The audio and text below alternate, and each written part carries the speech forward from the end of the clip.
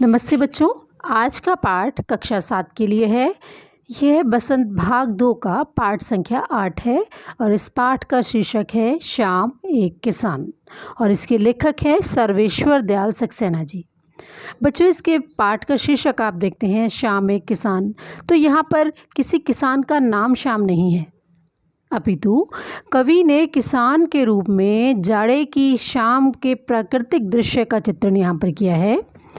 इस प्राकृतिक दृश्य में जो पहाड़ है वह उनका मानवीकरण किया है।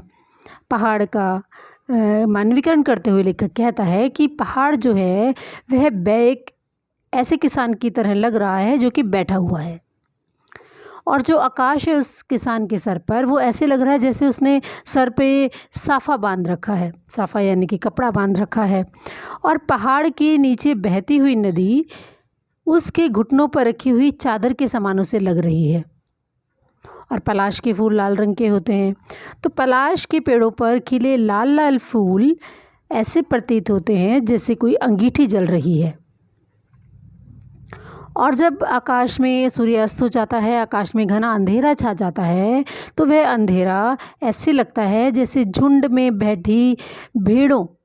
वहाँ पर बहुत सारी जो भेड़ें हैं वो झुंड बनाकर बैठी हैं। तो यह पूरा दृश्य एकदम शांत दिखाई दे रहा है। तो अचानक मोर की आवाज़ आती है, मोर बोल उठता है।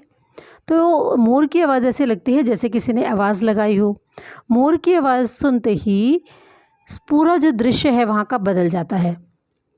चिलम उलट जाती है, आग बुझ जाती है, अर्थात अंधेरा छा जाता है, धुआं उठने लगता है, सूरज डूब जाता है, शाम ढल जाती है और रात का अंधेरा छा जाता है। तो इस तरह से कवि ने मानवीकरण अलंकार का प्रयोग किया है इस पूरी कविता में। इस कविता के माध्यम से सर्वेश्वर दयाल सक्सेना जी ने पर्वतीय प्रदेश के शाम के समय का जो प्राकृतिक सौंदर्य है उसको दर्शाना चाहा है। तो आइए अब शुरू करते हैं कविता। आकाश का साफा बांधकर सूरज की चिल्म खींचता बैठा है पहाड़। साफा सिर पर बांधने का कपड़ा। चिल्म एक तरह का एक छोटा सा चिल्म आपने देखी होगी शायद, जिसमें तंबाकू रखकर आग भरते हैं और फिर ऐसे पीते हैं उसको। तो कवि यहाँ पर दर्शाता है कि जाड़े का मौसम है। जाड़े के समय, शाम के समय जो प्राकृतिक सौंदर्य है उसका आनंद लेते हुए लेखक पहाड़ को देखता है, तो उसे वह पहाड़ एक किसान की तरह दिखाई देता है। जैसे आप पिक्चर में देख रहे हैं कि जो पहाड़ है वो एक किसान की तरह दिख रहा है जो कि बैठा हुआ है। उसके ऊपर आकाश है। जो आकाश है वह ऐसा लग रहा है, पहाड़ के ऊपर जो आकाश है वह ऐसा लगता है जैसे उस किसान ने अपने सर पर साफा बांध रखा हो, यानी कि एक कपड़ा बांध रखा हो। घुटनों पर पड़ी है नदी चादर सी, और उसके पास बहती हुई नदी ऐसे प्रतीत होती है मानो उस किसान ने अपने घुटनों पर नदी रूपी चादर फैला रखी हो, और वह बहती हुई नदी उसके पैरों के पास में उसके घुटनों पर रखी हुई चादर के समान दिखाई दे रही है। पास ही धधक रही फलाश के जंगल की अंगीठी। फलाश होता है लाल रंग के फूल, जंगल वन, अंगीठी आपको पता ही होगा जिसमें आग जलाई जाती है। तो पास ही जो पलाश के फूलों का जंगल है तो उसमें खिले हुए लाल लाल फूल जलती हुई अंगीठी की तरह प्रतीत होते हैं। जिस तरह जाड़े के समय जाड़े को दूर करने के लिए अंगीठी जलाई जाती है, उसी तरह वो पहाड़ रूपी किसान जो है वहाँ पर बैठा हुआ है। सर पे उसने आकाश रूपी साफा बांध रखा है, और जो सूरज, डूबता हुआ सूरज जो लाल लाल है, लाल लाल रंग का दिखाई दे रहा है, वो ऐसे लग रहा है जैसे वह किसान चिलम पी रहा है। और जो नदी है वो उस पर उसके घुटनों पर पड़ी हुई चादर सी लग रही है, और पलाश के फूल ऐसे लग रहे हैं जैसे उसने अपनी सर्दी को दूर करने के लिए अंगीठी जला रखी है। अंधकार दूर पूर्व में सिमट बैठा है भेड़ों के गल्ले सा। और जब अंधकार छाने लगता है तो अंधकार ऐसे लग रहा है जैसे भेड़ जो हैं झुंड बनाकर एक जगह सिमट कर बैठ गई हों। जिस प्रकार भेड़ें जो हैं झुंड में रहती हैं, झुंड में वो एक दूसरे से सट कर बैठती हैं, वैसे ही चारों ओर अंधकार जो है बराबर रूप से फैल गया है। तो इसलिए कवि ने अंधकार की तुलना भेड़ों के गल्ले यानी कि झुंड से की है। अंधकार दूर पूर्व में सिमट बैठा है भेड़ों के गल्ले सा। कवि कह रहे हैं कि पूर्व की ओर जो अंधेरा छाने लगा है और पश्चिम में भी सूरज जो है ढलने लगा है, तो इस तरह वो अंधेरा भेड़ों के झुंड के समान प्रतीत हो रहा है। चारों ओर का वातावरण बिल्कुल शांत है। तो ऐसे शांत वातावरण में अचानक बोला मोर, जैसे किसी ने आवाज़ दी। तो चारों ओर शाम का समय है, एकदम शांत वातावरण है, लेकिन उसी समय एक मोर की आवाज़ सुनाई देती है। अचानक एक मोर बोल उठता है। तो उस मोर की आवाज़ ऐसे प्रतीत होती है जैसे किसी ने आवाज़ लगाई हो। क्या कहकर आवाज़ लगाई हो? सुनते हो। जैसे मोर ने बुलाया हो, जैसे कोई किसी को बुलाता है, जी सुनते हो, तो ऐसे ही उस मोर की आवाज़ ऐसे लग रही है जैसे किसी ने आवाज़ लगाई हो, सुनते हो। और उसकी आवाज़ के साथ ही पूरे वातावरण का जो दृश्य है वो बदल जाता है। चिल्म औंधी, धुआं उठा, सूरज डूबा, अंधेरा छा गया।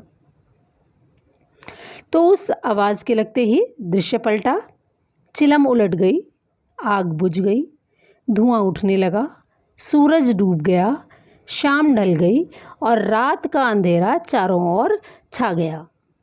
तो यहाँ पर कवि ने कल्पना की है कि जब मोर बोला तो मोर की आवाज़ ऐसे लगी जैसे वह किसान को पुकार रहा है। क्या कहकर पुकार रहा है? सुनते हो। तो जैसे ही मोर ने उसको आवाज़ लगाई, किसको? पहाड़ रूपी किसान को, तब जो उसकी चिलम थी वह बुझ गई, अर्थात चिलम में जो आग जल रही थी वह बुझ गई। और आग के बुझने पर जैसे अंधेरा हो जाता है, जब कोयले को जलाएं और बुझाएं तो थोड़ा अंधकार छा जाता है, तो धुआं उठता है। तो इसी तरह उसकी चिलम के बुझने से धुआं उठा। धुआं उठने का अर्थ है अंधकार छा गया, सूरज जो है वो पूरा डूब गया, कोहरा छाने लगा, चारों ओर अंधकार दिखाई देने लगा। तो कवि को एहसास हो जाता है कि अब शाम खत्म हो गई है और रात हो गई है। तो अब देखते हैं पाठ्य पुस्तक पर आधारित इसके प्रश्नोत्तर। प्रश्न अभ्यास। कविता से पहला प्रश्न है, इस कविता में शाम के दृश्य को किसान के रूप में दिखाया गया है। यह एक रूपक है। इसे बनाने के लिए 5 एक रूपताओं की जोड़ी बनाई गई है। उन्हें उपमा कहते हैं। पहली एक रूपता आकाश और साफे में दिखाए हुए कविता में आकाश का साफा वाक्यांश आया है। इसी तरह तीसरी एक रूपता नदी और चादर में दिखाई गई है, मानो नदी चादर सी हो। अब आप दूसरी, चौथी और पांचवी एक रूपता को खोज कर लिखिए। एक रूपता यानी कि समानता। दूसरी जो समानता है एक रूपता है वो है चिल्म सूरज सी। चौथी एक रूपता अंगीठी पलाश के फूलों सी। पांचवी एक रूपता अंधकार भेड़ों के झुंड सा। प्रश्न संख्या 2, शाम का दृश्य अपने घर की छत या खिड़की से देखकर बताइए। इसके 3 भाग हैं, क, ख और ग। क भाग में शाम कब से शुरू हुई? क भाग का उत्तर, सूरज के पश्चिम में पहुंचते ही शाम होने का आभास होने लगता है। ख भाग, तब से लेकर सूरज डूबने में कितना समय लगा? इसका ख भाग का उत्तर है शाम से सूरज के डूबने तक में लगभग 1 से 1.5 घंटे का समय लगा। ग भाग, इस बीच आसमान में क्या क्या परिवर्तन आए? इस प्रश्न का उत्तर है पश्चिमी आकाश पर सिंदूरी, नारंगी तथा बैंगनी रंग के बादलों की दिशा ढक गई। प्रश्न संख्या 3, मोर के बोलने पर कवि को लगा जैसे किसी ने कहा हो सुनते हो। नीचे दिए गए पक्षियों की बोली सुनकर उन्हें भी 1 या 2 शब्दों में बांधिए। सबसे पहले है कबूतर की बोली। कबूतर कहाँ जा रहे हो? मैना तुम मनमोहक हो। चील थोड़ी देर तो रुक जाओ। कौआ सुनो रात ना होने दो। तोता तुम्हारा समय निराला है। हंस तुम्हारा कोई मुकाबला नहीं। अब अगले प्रश्न है कविता से आगे। पहला प्रश्न है कविता से आगे, इस कविता को चित्रित करने के लिए किन किन रंगों का प्रयोग करना होगा। तो यदि आप इस कविता को चित्रित करें, इसका चित्र बनाएं, तो आपको कौन कौन से रंग चाहिए। सफ़ेद, हरा, लाल, भूरा, नीला, काला, सिंदूरी, नारंगी व बैंगनी रंगों की आपको आवश्यकता पड़ेगी। इसका दूसरा प्रश्न है, शाम के समय वे क्या करते हैं, पता लगाइए और लिखिए। पक्षी चहचहाते हुए अपने अपने घोंसलों की ओर जाते हैं। खिलाड़ी विश्राम करते हैं। फल वाले अपनी सब्जियां बेचकर अपने घर जाने की तैयारी करते हैं। माँ क्या करती है आपकी, माँ भी अपने काम निपटाकर कुछ समय परिवार के सदस्यों के साथ व्यतीत करती है।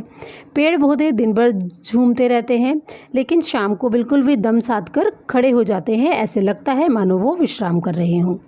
पिताजी भी अपना काम निपटाकर घर आ जाते हैं, बच्चों के साथ समय बिताते हैं, और इसके अलावा कुछ व्यापारी लोग दुकान पर ही बैठे होते हैं। किसान क्या करते हैं, किसान अपने खेतों का काम करके घर की ओर चल देते हैं। बच्चे अपने माता पिता के साथ टाइम बिताते हैं, या फिर टीवी आदि देखते हैं या गेम खेलते हैं। अगला प्रश्न है, हिंदी के एक प्रसिद्ध कवि सुमित्रानंद पंत ने संध्या का वर्णन इस प्रकार किया है।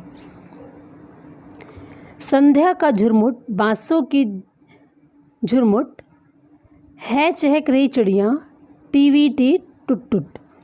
तो इस कविता, ऊपर दी गई कविता और सर्वेश्वर दयाल की कविता में आपको क्या मुख्य अंतर लगा, लिखिए। कवि सुमित्रानंद पंत ने अपनी कविता में संध्या के वर्णन में पक्षियों की मनोदशा का वर्णन करना चाहा है, जबकि सर्वेश्वर दयाल सक्सेना ने अपनी कविता शाम एक किसान में एक किसान के रूप में जाड़े की शाम के प्राकृतिक दृश्य का वर्णन बहुत ही मनोहारी तरीके से किया है। बच्चों, आगे प्रश्न है अनुमान और कल्पना के आधार पर, जिन्हें आप अपनी अनुमान और कल्पना के आधार पर ही करेंगे। धन्यवाद।